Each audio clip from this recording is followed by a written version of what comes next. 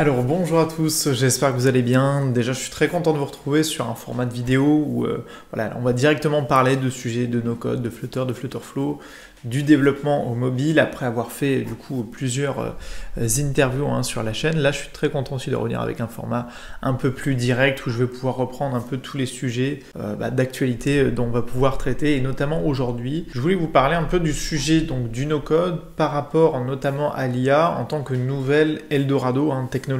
Je pense que c'est un sujet qui, en fait, le no-code est un petit peu éclipsé, on va le voir avec toute la technologie de l'intelligence artificielle qui, parce que notamment c'est accessible au grand public, c'est facile entre guillemets à comprendre même si c'est bien plus complexe, en fait ça a complètement éclipsé pour nous et en termes de visibilité l'évolution, tous les outils de no-code qui sont arrivés aujourd'hui sur le marché. On va parler de Flutterflow, Buildchip, voilà, on va prendre d'autres exemples en fait, Webflow, on pourrait prendre Bubble aussi, par rapport en fait aux outils d'intelligence artificielle, et on va voir que en fait la vague du moment c'est vraiment l'IA, et pourtant en fait le no-code est en train de bouleverser, je pense, tout le domaine de la prestation en ligne, tout le domaine des startups, du lancement de produits dans le digital, parce que ça augmente en fait la productivité. Alors cette vague du no-code, il faut essayer de comprendre d'où elle vient, de quand elle date, et que effectivement elle date pas d'hier, puisque on a plus ou moins en fait des outils de no-code comme WordPress. On pourrait considérer WordPress comme étant un CMS finalement de no-code. On en a eu d'autres, on a eu des outils qui permettaient de créer des sites web comme Wix, et puis on a eu aussi par exemple des outils qui nous permettaient de créer des applications mobiles. Je prends Adalo, Goodbarber,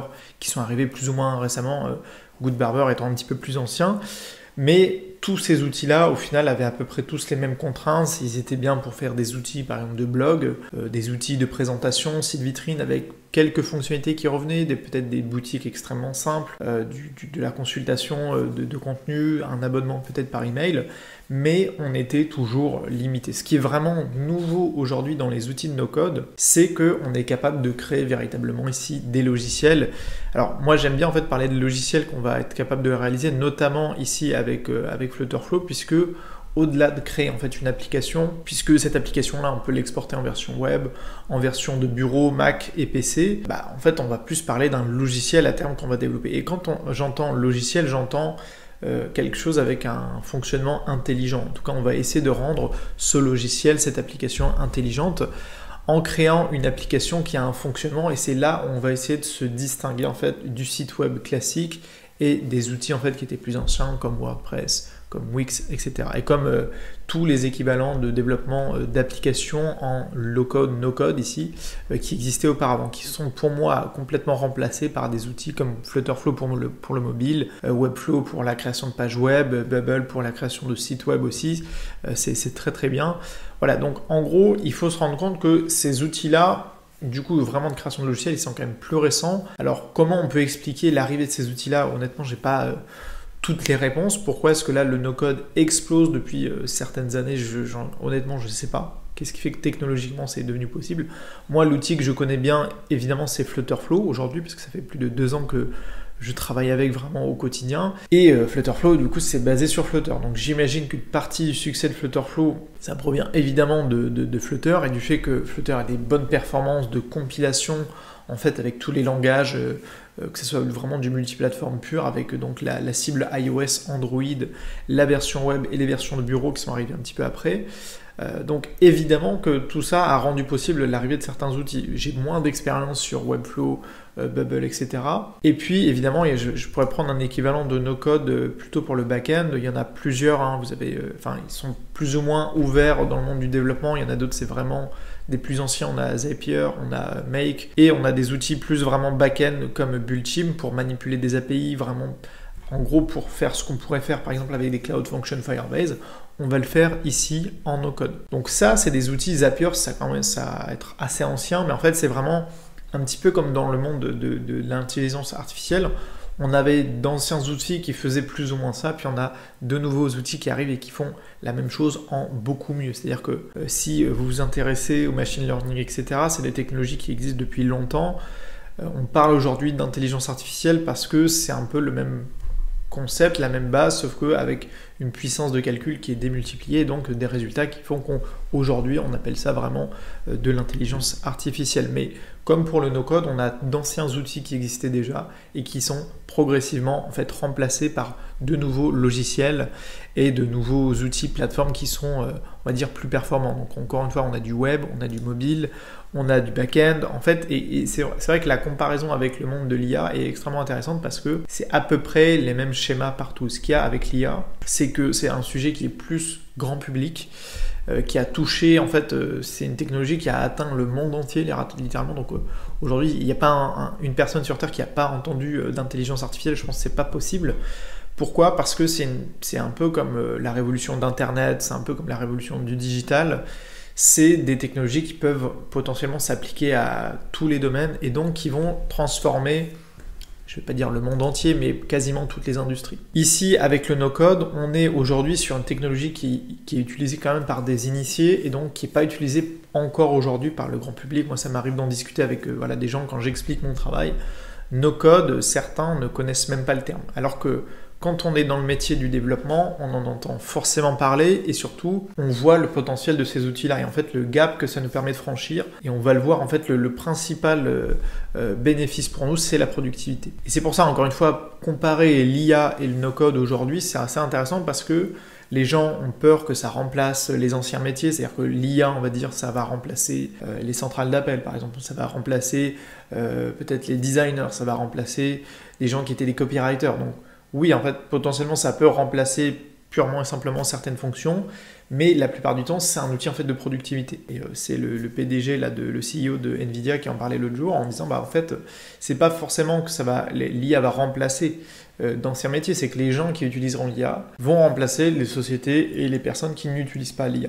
Et le no-code, c'est exactement la même chose. Et je pense que c'est un outil de productivité et c'est un outil aussi où on apprend avec le temps à ne pas les sous-estimer. Je pense que l'enjeu, il est là. C'est une révolution qui va se passer sur plusieurs années. C'est pas encore évidemment terminé. Il y a beaucoup de choses à faire et ça n'empêche pas, et j'en parlerai dans une prochaine vidéo, que le développement, par exemple, de code, à l'opposé du no-code, n'est évidemment pas mort en fait aujourd'hui. Mais par contre, moi je le vois avec tous ceux qui sont vraiment des prestataires purs, en fait, qui font de la prestation pour d'autres personnes, c'est un outil de productivité qui est incroyable. Et donc ça ouvre des opportunités, mais surtout ça permet de faire plus avec moins, en moins de temps et avec moins de moyens, par exemple, y compris des moyens techniques, de connaissances techniques. Ça ouvre vraiment des portes et c'est là où en fait il faut considérer que le no-code, tout comme l'IA, au final c'est un outil de productivité. Moi ce que j'ai appris avec le temps, c'est vraiment être prudent sur mon analyse sur certains outils parce que comme vous le savez, je m'en cache pas. Mes premiers retours, par exemple, sur Flutterflow étaient très, très mitigés. Enfin, en gros, j'avais pas conscience du potentiel de l'outil. Aujourd'hui, je m'en rends compte. Et j'utilise pourtant pas tous les outils no-code qui existent sur le marché. J'essaye de, malgré tout, rester dans mon domaine de compétences parce qu'il y a encore plein de choses à faire. Et y compris du travail avec du développement pur. C'est pour ça que, d'ailleurs, Flutterflow est un de ces outils qu'on appelle de low-code plutôt que de no-code, puisque contrairement à certains comme Webflow ou plutôt Bubble, on est vraiment sur certains du no-code pur. Donc on ne demande pas de compétences informatiques. Malgré tout, que c'est aussi quelque chose que je répète souvent, la connaissance et la compréhension, elle est importante. C'est pour ça que, c'est-à-dire de comprendre comment ça fonctionne une base de données, comment on peut l'optimiser. Éventuellement, avec Flutterflow, on peut avoir besoin de custom code. Assez souvent aussi, si on va avoir des projets plus avancés, plus exigeants peut-être en termes de performance, on peut avoir à rentrer dans le code. Et donc, il faut comprendre comment ça marche. En fait, c'est pour ça que c'est un outil de productivité qui vient pas remplacer un ancien métier, qui vient en fait l'aider. Et pourquoi je dis dans le titre de la vidéo, c'est un nouvel Eldorado? Parce que pour toute une industrie qui est celle du développement de la prestation et en interne dans les startups, celles qui développent elles-mêmes leurs outils, on est sur un outil qui peut complètement changer le processus de travail avec vraiment, par exemple, une aide. Moi, je vais vous en parler, vraiment, ce que change en fait le développement, par exemple, avec Flutterflow par rapport à des développements purs en code, ça va changer, par exemple, pour la collaboration, pour pousser le projet sur GitHub avec, gérer les différentes versions, ça peut vraiment complètement transformer votre manière de travailler. Alors, ce qui s'applique à Flutterflow s'applique à d'autres projets, mais le fait de travailler en équipe, tout ça, ça peut vous aider en fait à être mieux organiser, mieux structurer votre projet, mieux structurer le travail à plusieurs.